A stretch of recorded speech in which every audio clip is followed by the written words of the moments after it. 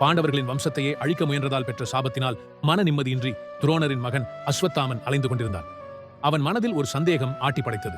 என் தந்தை சத்தியவான் செஞ்சோற்று கடன் தீர்ப்பதற்காகவே துரியோதனனுக்கு ஆதரவாக போர் புரிந்தார்.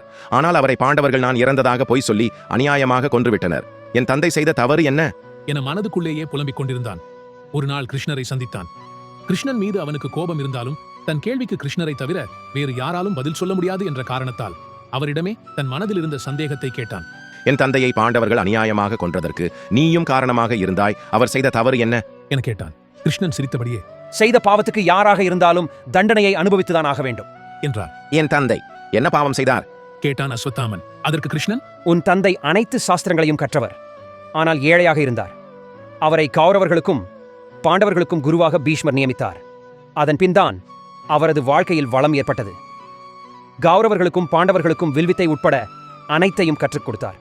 ஒரு நாள் ஏகலைவன் என்ற வேடுவர் இனத்தை சேர்ந்த சிறுவன் அவரை சந்தித்தான். தனக்கும் வில்வித்தை கற்றுக் கொடுங்கள் என உன் தந்தையிடம் கேட்டான். அரச குமாரர்களுக்கு சொல்லித் தருவதால் ஏகலைவனுக்கு கற்றுத்தர துரோணர் மறுத்துவிட்டார். ஆனால் ஏகலைவன் உன் தந்தையைப் போல் மண்ணால் சிலை செய்து குருவாக வழிபட்டு வில்வித்தையை தானாக கற்றுக்கொண்டான். சில ஆண்டுகளுக்கு பின் ஒரு சந்தர்ப்பத்தில் ஏகலைவனின் வில்வித்தை அர்ஜுனனுக்கு தெரிந்தது. அர்ஜுனன் துரோணரிடம் இதனை தெரிவித்தான்.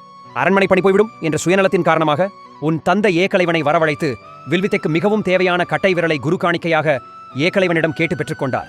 அவனும் மகிழ்ச்சியாக கொடுத்து குரு பக்திக்கு நீங்காத புகழை பெற்றார்.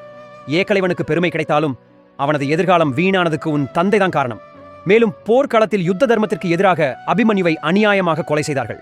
அதை தடுக்காமல் வேடிக்கை பார்த்துக் கொண்டிருந்தார் உனது தந்தை.